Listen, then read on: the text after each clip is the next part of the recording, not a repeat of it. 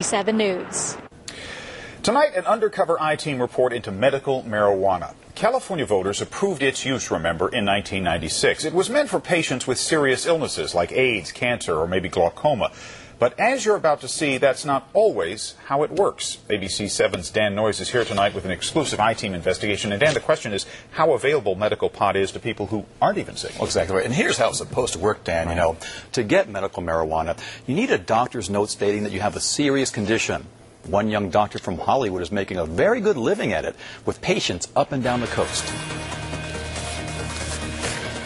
My name is Dr. Sona Patel. Chances are you've never met a doctor like Sona Patel. She's the cover girl for medical marijuana.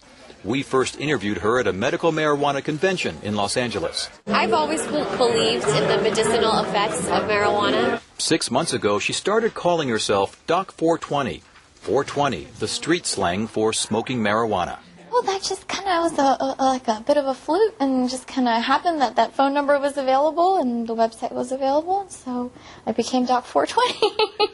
Yes, she has a toll-free number, a Doc 420 website, and a MySpace page with this picture. What did you hope to accomplish with this image? Oh, well, you know what?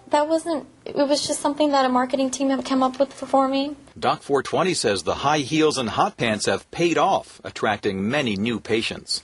Tons of people we were just coming in just to see if this is really you, but I guess we'll stay now and, you know, that kind of stuff. Business is going so well, the 31-year-old doctor's opened several offices. Her original clinic in Hollywood, one in San Diego, and now in San Francisco's Lower Haight. Most of the people in this neighborhood support medical marijuana and tolerate the dispensaries here. But Doc 420 and her sister handing out these flyers on Haight Street got a mixed reaction. It was pretty hilarious. She's pretty hot. I think that's sort of, pretty clear from that picture that she's not necessarily going for the very sick people, but going for people who may be looking for a good time, who want to find easy access to marijuana. So we wanted to find out, is Doc 420 following state law when she prescribes marijuana? 2 I-Team producers waited for her cab to arrive from the airport one recent Monday and struck up a conversation. I've seen you before. You're Doc 420. Is it hard to, get a card? No, it's really easy. What do you do?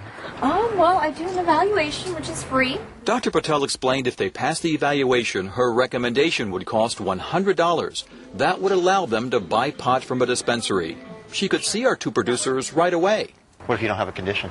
Well, most likely people are using it for something, whether you really realize it or not. If it's helping you sleep or calming your stress, or there's so many different reasons that still qualify you. You may not even realize it. Could be something like just I can't sleep or whatever. Yeah, exactly. And I have a lot of people like that too. Our producers went to the ATM, returned with cash, and after a few minutes, emerged with a 3-month recommendation for medical marijuana. Oh, you've been diagnosed with a serious medical condition. But Dr. Patel didn't really diagnose our producer. She told him what would qualify him for medical marijuana with a series of leading questions. Then she said, so you've been having trouble sleeping for a long time, you're self-medicating for a long time, and this is an ongoing problem. Is that correct? I said, I guess I have a problem sleeping. And she said, fine.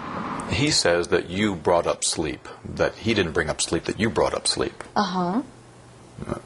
I mean, were you giving him ideas as to what to say? I mentioned it, just these are, other patients have had these kind of complaints before. The physician actually should be asking questions of the patient to find out what their ailment is. They shouldn't be leading the patient. The deputy director of the state medical board would not comment directly on Doc 420, but she showed us the 6 steps posted on the board's website that a doctor must follow before signing off on medical marijuana for any patient. It starts with a hands-on examination, including the taking of vital signs. Was there any examination at all? No. Did she develop a treatment plan with objectives? No. Did she discuss the side effects of pot with you? No. I listed side effects really clearly in the consent that they have to sign to qualify. It says discussion, though. Discussion doesn't mean pieces of paper, does it? Is it enough for a doctor just to give you a piece of paper with the listing of the side effects on it? Or should there be a conversation? There should be a conversation. They should go over those side effects to make sure that the patient understands what those side effects could be and how to visually see them if they're having them occur on the patient. Kimberly Kirchmeyer says at least 6 doctors have lost their licenses recently for similar failures, and medical board investigators are now looking into Doc 420. The case also concerns proponents of medical marijuana, including San Francisco Supervisor Ross Mirkarimi. This has to be frustrating for you. Well, it's extraordinarily frustrating because it undermines everything that we're trying to do. Mirkarimi says medical marijuana should be reserved for patients with real medical conditions, and he's concerned about the damage Doc 420 could do to the movement. Clearly, I think the motivation is about profiteering, and that's where it degrades the law. And I abhor this kind of conduct. I think that people are going to be surprised that they can walk into an office, your office, and say, I can't sleep. And you'll give them a recommendation for marijuana. It's that easy. Well, I mean, technically speaking, yes, that's what it comes down to. But there is paperwork and talking in between. The medical board says there has to be proof of a long-standing serious problem, including documentation from the patient's treating physician. Now, Dr. Patel says she sees 20 to 30 patients a day and that she works 7 days a week at her various offices. It's clearly a lucrative career.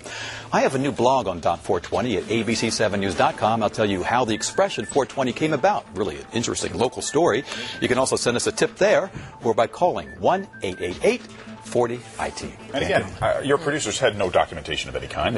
Not at all. Okay. Not at all. All right. Thank you, sir.